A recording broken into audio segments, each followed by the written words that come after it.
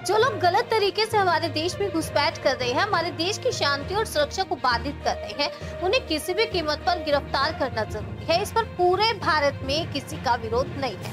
अगर बीएसएफ सही तरीके से निगरानी नहीं करेगी तो वे लोग घुसपैठ कर लेंगे। ये लोग कैसे पासपोर्ट बना रहे हैं, कैसे आधार कार्ड बनवा रहे हैं, इन सब मामलों को लेकर हम एक कठिन परिस्थिति में है।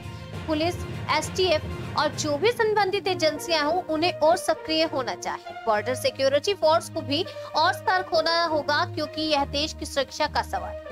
एक दुकानदार को पीट कर मार डाला गया। बीजेपी कई जगहों पर हमें निशाना बना रही है। वे ये दिखाना चाहते हैं कि वे कितने शक्तिशाली। अगर वे वास्तव में ताकतवर है तो चुनाव में अपनी ताकत साबित करें।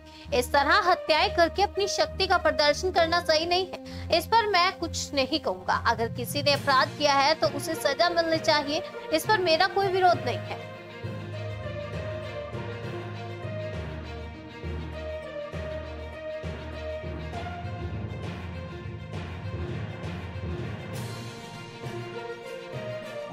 আক্রান্ত হচ্ছে তো একটা খবর, নিশ্চিতভাবে খবর, এটা তো আমাদের কাম্য নয়।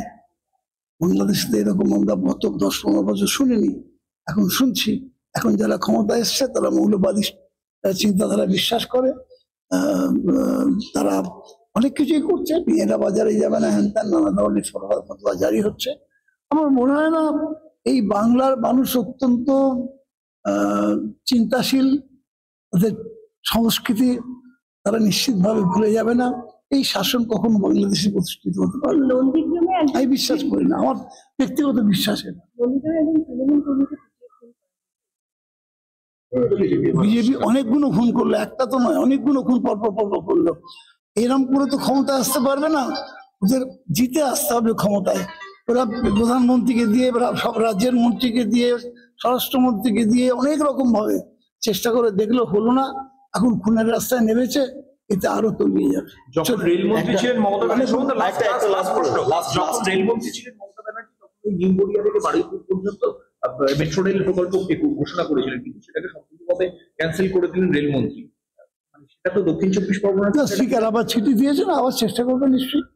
আমরা নিশ্চয়ই চেষ্টা করবো, যেহেতু মমতা বন্দ্যোপাধ্যায় কথা দিয়েছিলেন, তিনিও দিল্লিকে জানাবেন যে এটা তো কমিটমেন্ট ছিল রেলমন্ত্রী হিসেবে, অত এটা দেওয়া হোক। পার্থ চট্টোপাধ্যায়ের বিরুদ্ধে চার্জ গঠন করলো ইডি, করলো ভালো।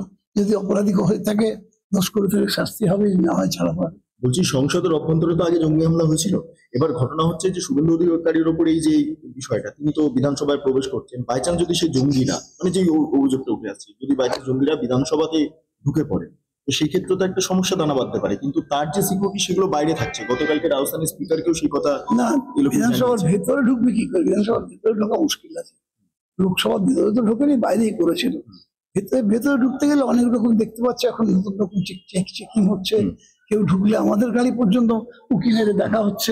অত সহজ। ঠিক আছে।